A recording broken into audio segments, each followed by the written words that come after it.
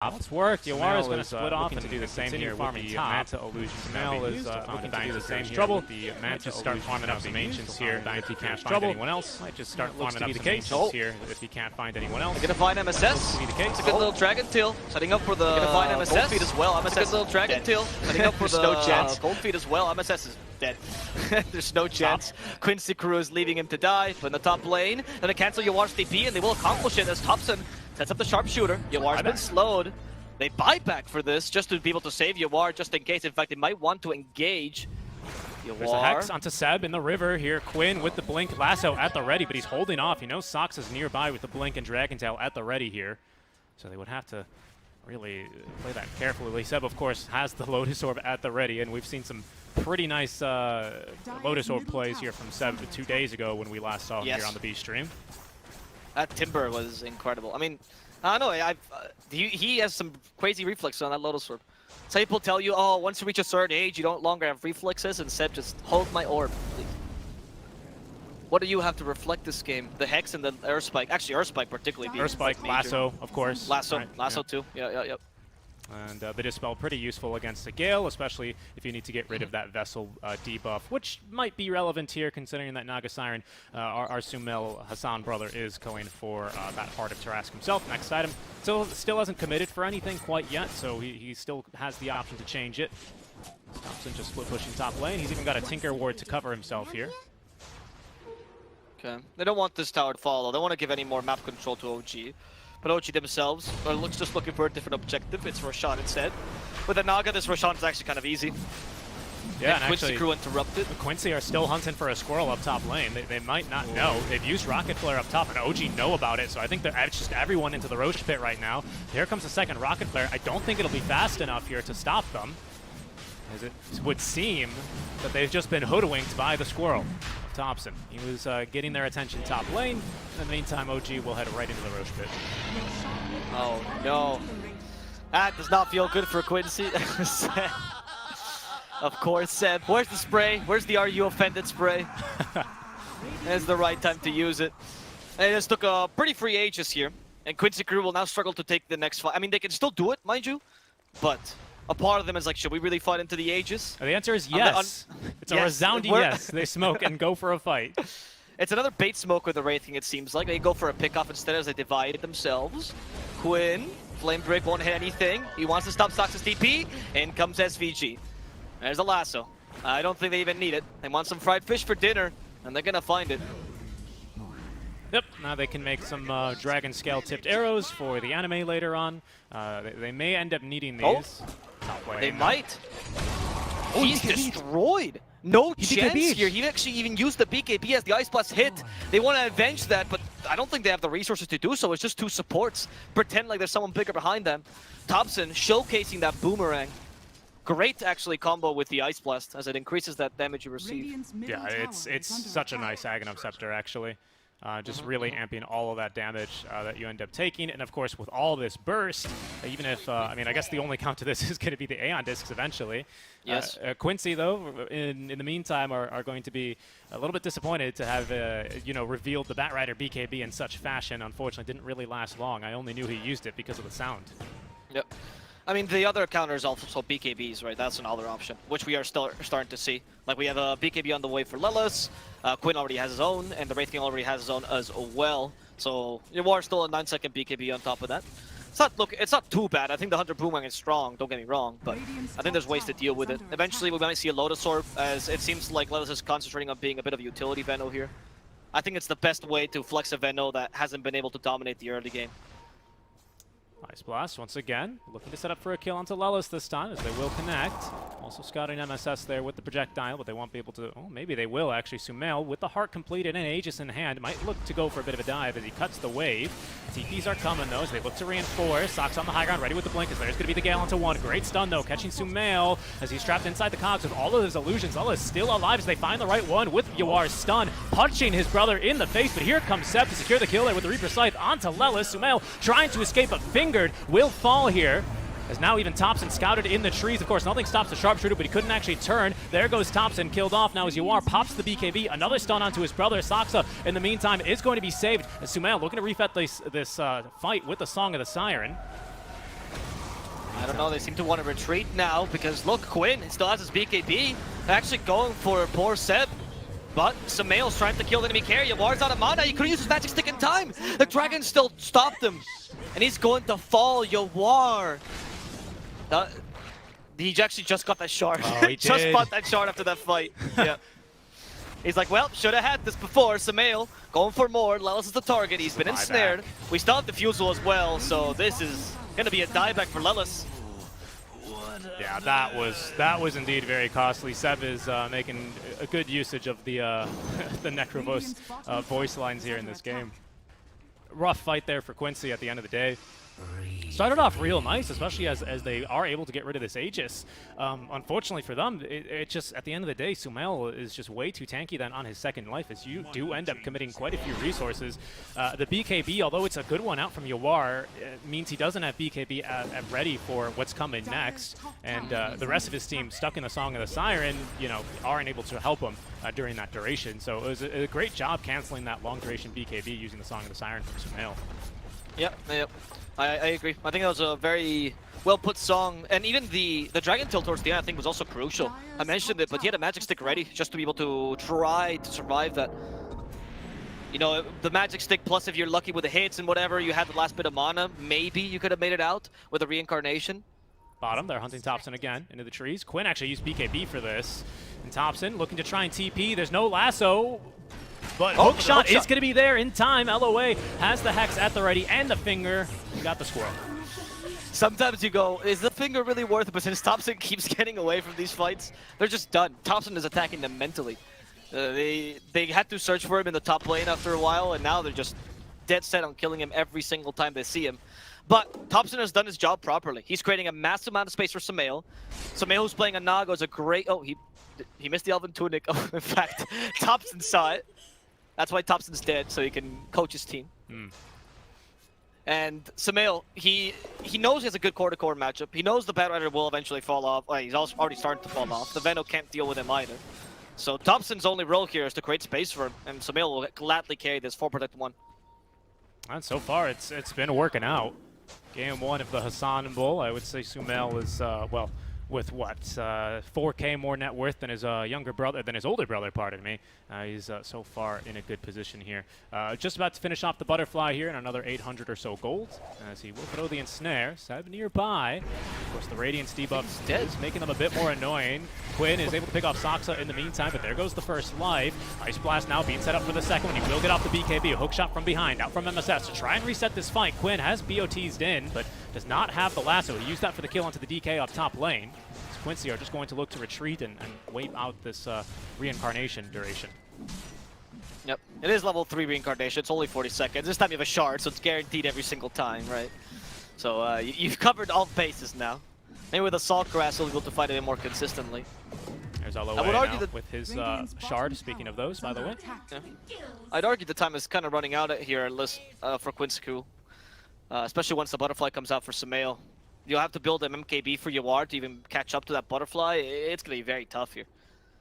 But we'll see. You know, Quincy still has really good team fight, particularly single target pickoff potential with the Batrider. And they can take advantage of that. They can run all over the map, not necessarily kill Thompson, but find more juicier targets. Like the Naga, for example. Radiant's bottom tower is under attack. That's going to be, I mean, a difficult catch. Sumail, of course, without a BKB, but he still does have 2 dispels for himself. So one of the greatest ways you can still kill him, even a tanky hero now with the Heart of Taras and all this armor, would be the Batrider. But again, with double dispel, it's going to feel impossible to get these stacks of the Napalm up to really ramp up your damage. Exactly. And even the Bat, like, I feel like at some point you also fall off in terms of the damage you can deal. Like, he's building Shivas to amp that up even further, but there's only so much a Bat can do. As Quinn. He's not meant to be the super scaler. Yeah, I guess the combo of Bat and Veno, maybe, you know, that with the Radiance. And hell, I mean, Wraith King deals damage to Naga. It just so happens that when you're surrounded by 4 Nagas, you're never going to win that fight. Smoke play here, coming out from both sides now. Quincy, yet again, looking to play the Wraith King bait game, but instead OG set up in their own jungle. Waiting on the high ground here. Seb in position to break smokes. They've got a ward as well, watching over this tier 2 area. Okay, MSS, there's the ensnare, Sumail jumps after him, bushwhack. They killed MSS rather quickly. The lasso though tries to stop Saksa, but Quinn could be in a pickle himself. Saksa actually put in the wrong position, and Saksa will fall first. Song of the Siren to reset the fight, but they're under tower, so it's going to be a retreat song in the end. They do have hookshot. They can try to stop this. Hookshot at the 2. Those cogs. It's not going to really stop Sumail that much. Nice Lotus Sword, in fact, with a Reaper Scythe. They will destroy MSS here at SVG, but Sumail, he got stuck there. He ends up dying to Yawar. Yawar is trying to look for the final kill against Seb. Seb has no way to escape, but his teammate is there to aid him with those stuns.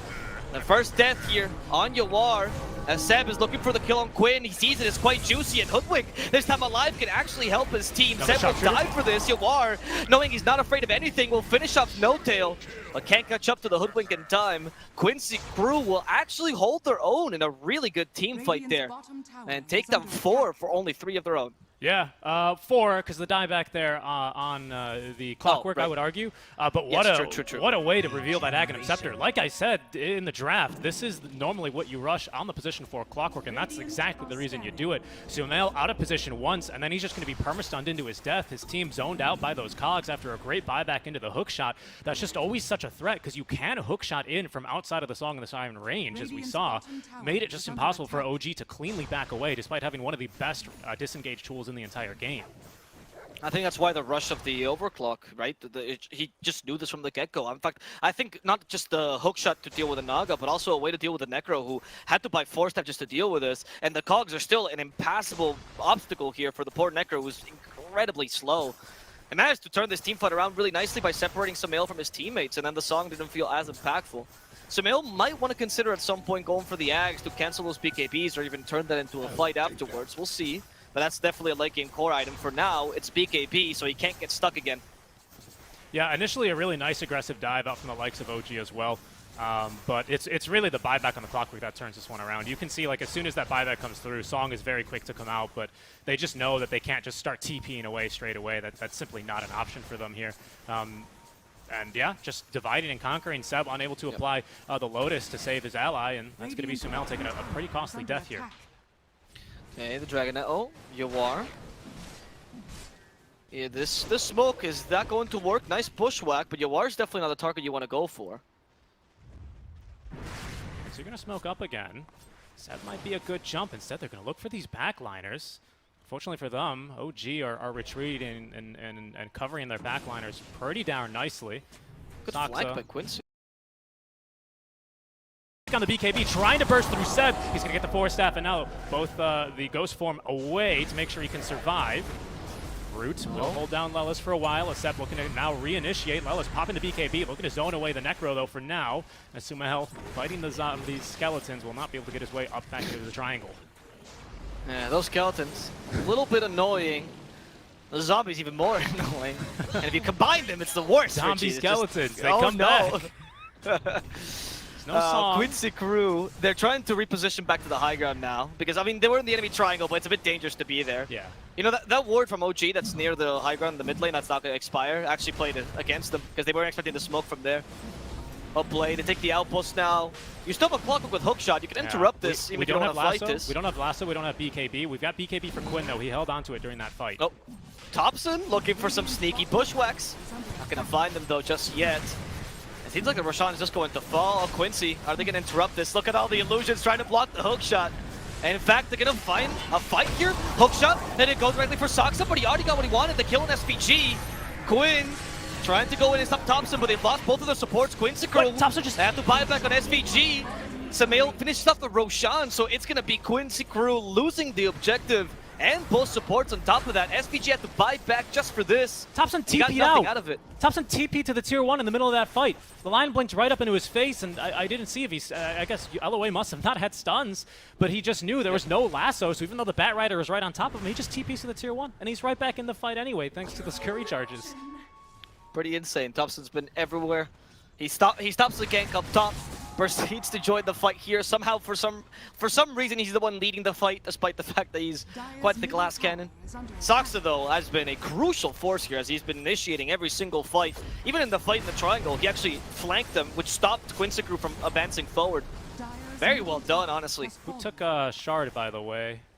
Seen it on anyone yet? Oh, Thompson took it. Okay, that makes sense. I want to say, because he didn't have one earlier. Didn't see it. No-Tail's got a suspicious amount of farm, I will say, especially for an Yeah, AA. and he just has a shard as well, but he has a Philosopher's Stone, so I'm not really sure. Good point, good point. I think it was Quinn? Thompson that took it. Thompson Quinn. fighting. Bushwalk. Okay, the boomerang, everything for Quinn. Quinn's tired of the squirrel.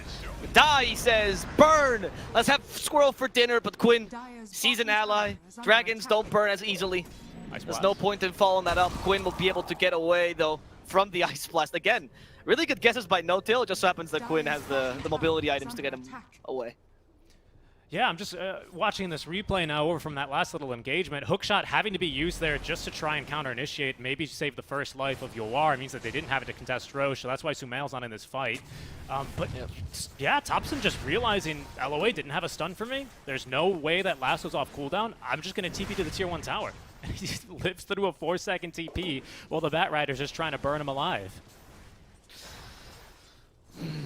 I mean, Quincy Karua got a really good fight earlier, but it seems like when OG dominate the fights, it's been more difficult for them. However, now, when they have the control of the high ground, it's going to be difficult for OG to siege this.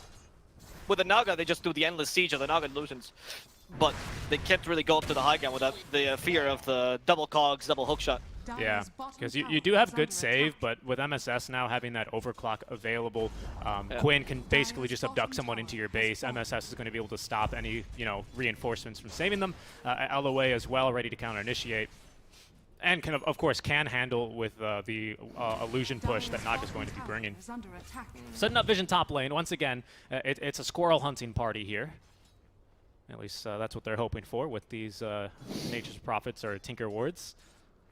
Thompson's been having a riot this game, honestly. I feel like this is the...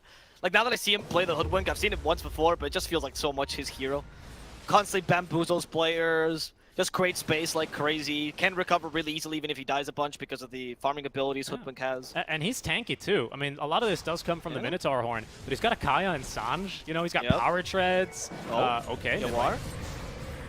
Yeah, that's why I was saying, maybe consider at some point the X. Again, we're just still hunting for the squirrel up top lane. Patience will pay off, though, because Thompson has just TP'd on up. Oh, he's gonna... Nope, he scanned. He scanned. This is a high-tech squirrel, my friend. This is a Terran squirrel. Saksa has Ag, so basically now an additional core to the likes of OG, and he's going to be able to, of course, fly right over these trees now using the power of Slyrak. In he goes, but he's going to be surprised to find 3 heroes here. 3 heroes, though, that can't quite kill the dragon. And here's Thompson now to reinitiate. Quinn and MSS just looking to TP out, and it's going to have to be Lion falling for the sins of his allies, as Sumail, utilizing the song, hoping to catch any late TPers, will be unable to do so.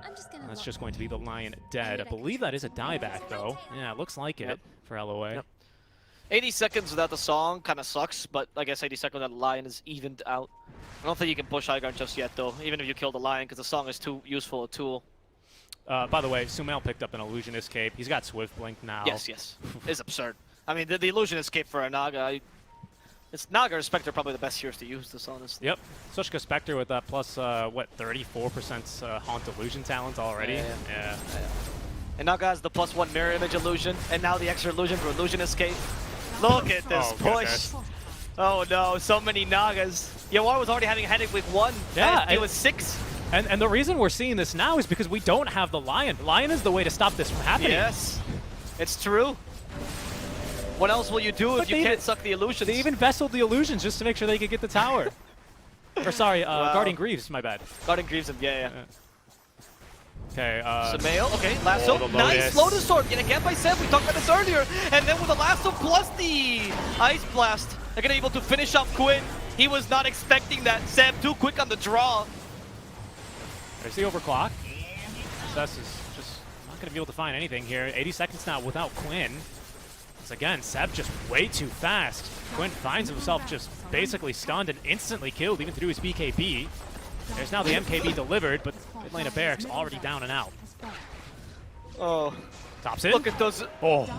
Was hoping for the kill onto LOA with the sharpshooter. Might as well. He's got, he got rid of the quickening charm actually, but short cooldown anyway in the ultimate. Might as well try for it. So many illusions. Slicing and dicing the racks like they're sushi chefs here. Lelis could be in trouble. There's the Ice Blast. It's only going to graze him. In fact, it doesn't even graze Lelis. They don't seem to need it. The Bushwhack catches both. And now the second line for the Wraith King, Yawar have to use the BKB to get away. They have no passion, they can't control him. Yawar, they tried to use the song, in goes and OG. there's the classic OG Fountain Dive. MSS is going to die here. Yawar might also be in trouble. There's too many illusions. The Fountain cannot deal with them. OG just crushed Quincy in their own Fountain and want to destroy their buildings to finish this match. Quincy's not going to let it. GG is called. OG will win game number 1. Yeah, well, what a way to go out as well, as Yawar ends up dying to the illusions of his younger brother inside of the Fountain. Absolutely nothing he could do about it there towards the end of the game. Really, really strong game out from OG. So far, it looks like, what was it, January 2nd's tweet out from Notel seemingly to be proven true. Of course, that's another one of these storylines developing in this series. We shall see how Quincy are going to look to try and you know, take a different approach to this next game, but a really strong game. I mean, Seb, once again, on these Lotus Orbs, is just way too damn strong. Topson buying so much space and time by split pushing these side lanes, making Quincy crew waste a bit of time, just chase him around. Strong draft and strong game out from OG. Honestly, yeah. I think the draft, though, is what won in the game, to be honest with you. I think Quincy played a pretty solid game. Actually, I would say Quincy played a really, really good game, but the draft had a couple of lackings. I think the Vanda was the biggest one, right? He tried to give Lelis a really good lane. It didn't work out. Naga was too obvious to pick. It was too strong. And then at one point, you're like, what do I even do? Quinn had so much to do this game, and I think he actually managed to do a solid 70 to 80% of it, but there's only one person for essentially counting the 3 cores. Yawar also did a really solid job on the Wraith King, especially into the mid game. He fought accordingly. They did some really nice baits as well in the mid game for Quincy Crew to recover from what seemed like a pretty losing game. But there was one point where he just couldn't do any more, and Quincy just faltered. I mean, you even talked about it. The only way they had to deal with illusions was the Lion, and it's just not enough. No, yeah, it really isn't, especially when you can just spam him out in high volume, like the way that a Naga Siren can. TB, of course, he's a bit of a slower climb because he only spawns one at a time, but Naga Siren, not the case, especially with that talent, especially with an Illusionist Cape on top of a Manta style. All of those just proving to be a little bit too difficult, as we'll bring it back to our cameras here just briefly before we bid you adieu until we get underway for a game number 2. Yeah, I mean, I also wanted to commend Seb a little bit more. I think that Necro pick was still flexed quite nicely, but even towards the end, he was able to shut Yawar off from a lot of that early farm. We saw pretty early on the net worth difference between the 2 cores was a little bit lacking. It did slow down the Radiance timing. Eventually, you know, Radiance, such a big item.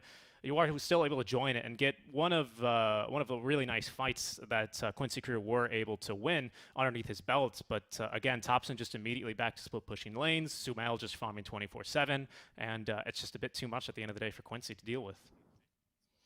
Yeah, I'm hoping that for game number 2, again, they'll pick their offlaner a bit later, or if they pick Lelis a pick, it's a more consistent offlaner, so you have more versatility, more flexibility. I feel like Quincy showed some incredible mechanical skill this game, though. So to their credit, honestly, they recovered from a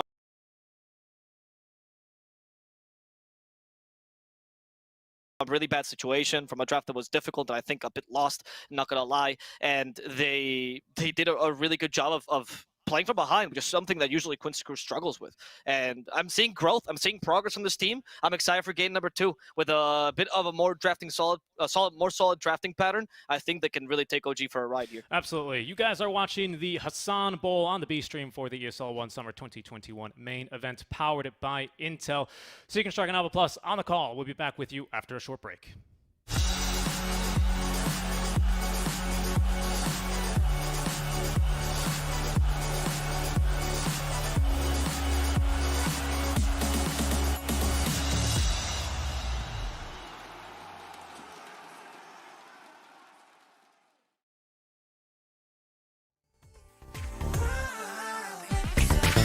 오묘한 너의 눈에 취해 갈수록 내가 위태로워져 내 작은 욕심이 자꾸 커져서 내 마음이 다 너로 가득 차 세상 모두가 너로 보였다 주문에 걸렸나 It's alright girl, it's alright girl 같은 시간 같은 공간 속에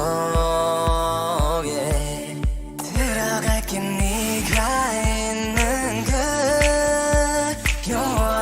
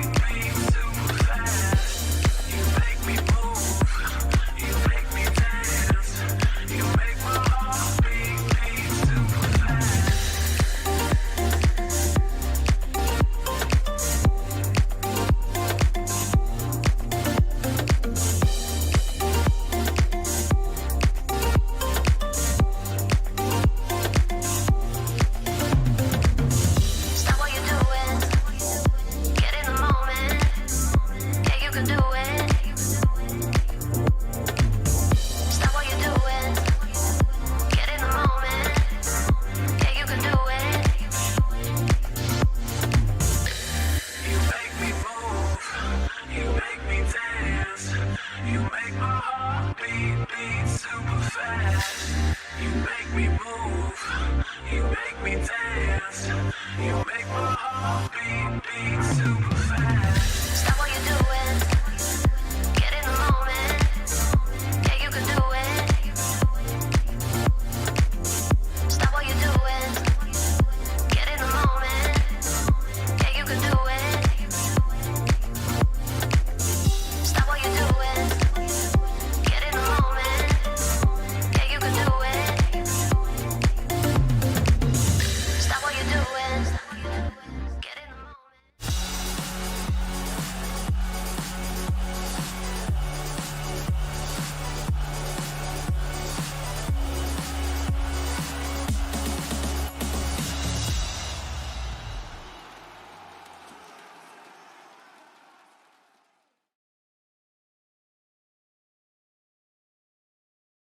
Saying fuck me.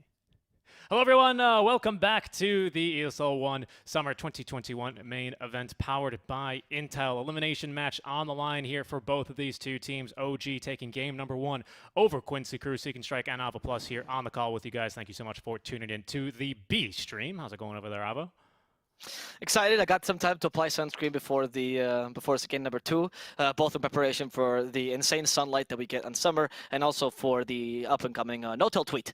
You know, I don't want to get burnt by that. So no, I'm we do not. No, we do not. Let's go ahead and just quickly check in with our bracket just to see how the lower bracket is going to be covering or ongoing. This is just our lower bracket here, folks, on your screens. Of course, OG making that wonderful comeback in game number 3 versus Nigma, whereas Quincy Crew were eliminated 2-0 yesterday in their match versus T1. In case you guys didn't get to cover it, even though it was a hype-ass match, the major rematch here in the ESL 1 Summer event was a 2-0 win. Both really close games. I had the opportunity to really watch this game and was impressed overall by the way that Quincy were able to carry themselves throughout these 2 games. But, I mean, 20 Savage is just such a damn strong player, man. This guy, he just always is seemingly making the right decisions, always everywhere around the map.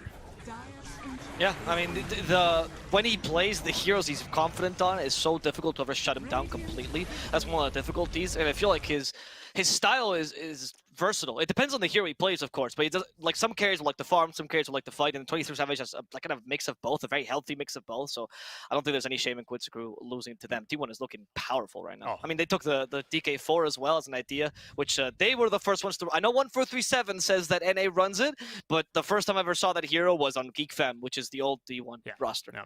Well, we'll take a look now and catch up with OG's last game with one of the Hassan brothers himself. Let's go ahead and check in with Sumail to see what he thought about their series yesterday. My name is Sumail, same nickname, and I play for OG. When the stakes are this high, you can't really think about what's boring. Ideally, you want to play something that's fun and good for the game, but the priority is what's good for the game. And if it's good, it's good. You know, you gotta pick it even if you don't enjoy playing it as much. To be able to get the save and a call. A 3-man call that demolishes Nigma, and the rest of their allies will fall as well. I think they're a strong team, very heavy laning. I haven't played versus them in like more than a year outside of scrims. So yeah, I'm looking forward to it and see how it goes. So I think EG is better, at least in the international tournaments. It depends. I think they fare well against EG, especially online. But if you look at EG's result, they have been super consistent for like 2 years. They placed top 2. I feel like they should have won the one in Singapore. Yeah, so we got together like 4 days ago. It's me and Yuan and others are playing from home. So it's TI calls are coming up. Taking it one step at a time. Don't want to set expectations too high because that's when you crash a lot. For now, yeah, just getting there is the goal. We'll take it from there.